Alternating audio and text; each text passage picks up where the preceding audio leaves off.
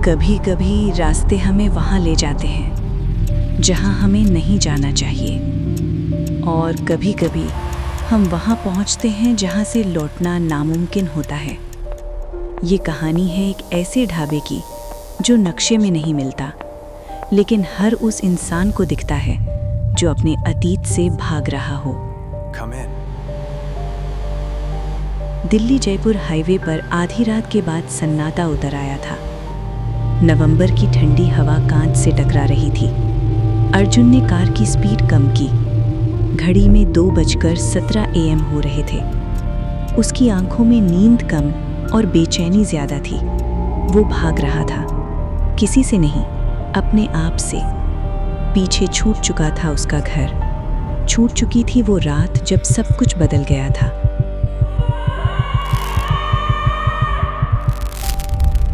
अचानक कार के सामने एक काली बिल्ली सड़क पार कर गई।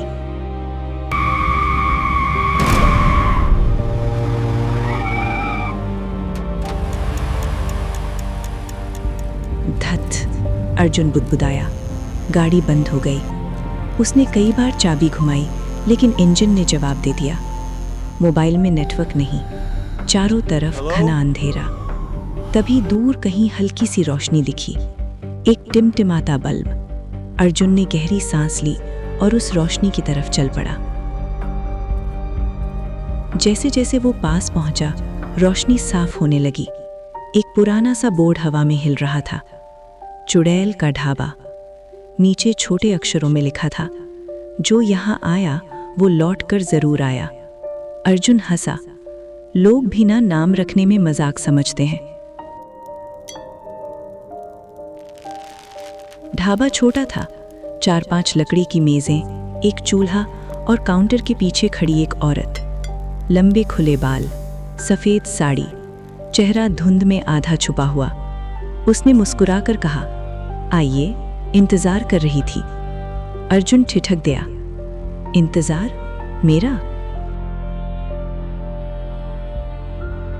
औरत ने जवाब नहीं दिया, बस हाथ से बैठने का इशारा किया। मेज पर कोई मेन्यू नहीं था। फिर भी औरत बोली, आपको वही मिलेगा जो आपको चाहिए। मतलब? अर्जुन ने पूछा। भूख सिर्फ पेट की नहीं होती साहब। अर्जुन चुप हो गया। कुछ देर बाद उसके सामने थाली रखी गई, दाल, रोटी और एक कटोरी खीर। अर्जुन चौंका। मैंने तो ऑर्डर भी नहीं किया। औरत ने उसकी आंखों में देखा। आपको मीठा पसंद है ना? अर्जुन का दिल धड़क उठा। उसे खीर सच में बहुत पसंद थी, लेकिन ये उसे कैसे पता? जैसे ही अर्जुन ने पहला कौर लिया, उसे एक अजीब सी अनुभूति हुई, जैसे समय पीछे जा रहा हो। अचानक उसके सामने दृश्य बदल गया। वो अपने घर में था। पत्नी नंदिनी रसोई में खीर बना रही थी। हंसते हुए बोली, इतनी जल्दी मत खाओ, गरम है। अर्जुन ने आंखें झपकी। वो फिर ढाबे में था। उसका हाथ कांप रहा था। कटोरी गिर गई। औरत सामने खड़ी थी। यादें कभी मरती नहीं। अर्जुन उठ खड़ा हुआ। तुम हो कौन? औरत धीरे धीरे उसकी तरफ बढ़ी। उसकी आंखें अब साफ दिख रही थीं, काली, गहरी और भीतर तक उतर जाने वाली। मैं वही हूं जिससे तुम भाग रहे हो। अर्जुन का गला सूख गया। उसके दिमाग में वो रात घूम गई। झगड़ा, चीखें, गुस्सा। नंदिनी ने कहा था, तुम बदल गए हो अर्जुन। और फिर एक धक्का। सीढ़ियों से गिरती नंदिनी। खून, सन्नाटा। अर्जुन ने सबको बताया, एक्सीडेंट था। लेकिन सच सिर्फ वो जानता था। ढाबे की दीवारें अब बदलने लगी। मेजों की जगह अस्पताल का कमरा। बिस्तर पर नंदिनी, आंखें बंद। मशीन की बीप। अर्जुन पीछे हटने लगा। ये सपना है ये सपना है। औरत की आवाज गूंजी, नहीं अर्जुन, ये वही जगह है जहां सच से सामना होता है। तुम चुड़ैल हो? औरत मुस्कुराई, लोग मुझे यही कहते हैं, लेकिन मैं बस उन लोगों को रास्ता दिखाती हूं जो अपने अपराध से भाग रहे हों। अचानक ढाबे के कोने में बैठे 3 आदमी दिखे। अर्जुन ने पहले उन्हें नहीं देखा था। एक आदमी रो रहा था, मैंने उसे धक्का नहीं दिया था। दूसरा बड़बड़ा रहा था, मुझसे गलती हो गई। तीसरा चुप था, लेकिन उसकी आंखें खाली थीं। औरत बोली, ये सब यहाँ आते हैं और फिर या तो सच स्वीकारते हैं या हमेशा के लिए यहीं रह जाते हैं। अर्जुन कांप गया, अगर मैं चला जाऊं तो? औरत ने कहा, दरवाजा खुला है, जाकर देख लो।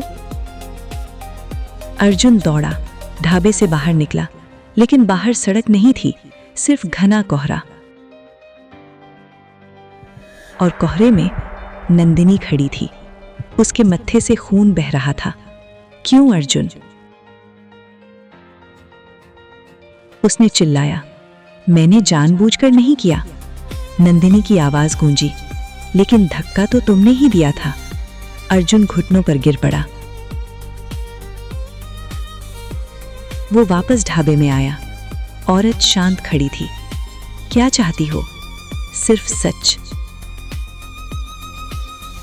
मैंने गुस्से में धक्का दिया, मैं उसे मारना नहीं चाहता था। औरत ने पूछा, लेकिन तुमने एम्बुलेंस क्यों नहीं बुलाई? अर्जुन चुप। उस रात वो डर गया था। पुलिस, जेल, बदनामी। उसने नंदिनी को वहीं छोड़ दिया और सुबह तक वो मर चुकी थी। ढाबे में सन्नाटा। चूल्हे की आग अचानक तेज हो गई। औरत ने कहा, हर इंसान को 2 रास्ते मिलते हैं, या तो अपराध छुपाकर जियो या स्वीकार कर मुक्त हो जाओ। अगर मैं स्वीकार कर लूं तो तुम लौट जाओगे, लेकिन सजा से नहीं बचोगे। और अगर नहीं, तो ये ढाबा तुम्हारा घर बन जाएगा। औरत ने फिर उसके सामने खीर रखी। ये आखिरी मौका है। अर्जुन ने कटोरी उठाई। आंसू गिर रहे थे। मैं स्वीकार करता हूं। जैसे ही उसने कहा, ढाबे की दीवारें हिलने लगी। रोशनी बुझ गई। अंधेरा। अर्जुन ने आंखें खोली। वो अपनी कार में था। सूरज निकल चुका था। गाड़ी एकदम सही हालत में। कोई ढाबा नहीं, कोई बोर्ड नहीं, सब गायब। क्या वो सपना था? मोबाइल में नेटवर्क आ चुका था। उसने पुलिस स्टेशन का नंबर डायल किया। मैं आत्मसमर्पण करना चाहता हूँ। 3 महीने बाद जेल में अर्जुन शांत था। एक रात उसने अखबार में खबर पढ़ी, दिल्ली जयपुर हाईवे पर पुराना ढाबा गिराया गया। स्थानीय लोगों का दावा, वहां 20 साल पहले एक महिला की हत्या हुई थी। उसका नाम था नंदिनी। अर्जुन का दिल रुक गया। 20 साल पहले? लेकिन नंदिनी की मौत तो 3 महीने पहले हुई थी। उसने जेलर से पूछा, क्या उस ढाबे का नाम चुड़ैल का ढाबा था? जेलर सिहर उठा। तुम्हें कैसे पता? कुछ जगहें समय से बंधी नहीं होती। वहां आत्माएं रहती हैं जो न्याय का इंतजार करती हैं। चुड़ैल का ढाबा हर उस इंसान को दिखाई देता है जिसके हाथ खून से रंगे हों। वो ढाबा कहीं बाहर नहीं, तुम्हारे भीतर है। और जब भी तुम अपने अपराध से भागोगे, वो टिमटिमाता बल्ब तुम्हें फिर बुलाएगा। हाईवे पर फिर वही रात। एक और कार बंद होती है। दूर एक टिमटिमाता बल्ब। बोर्ड हिलता है, चुड़ैल का ढाबा। और काउंटर के पीछे इस बार खड़ी है एक नई परछाई। चेहरा धीरे धीरे साफ होता है। वो अर्जुन है। उसकी आंखें काली, आवाज ठंडी। आइए, इंतजार कर रहा था।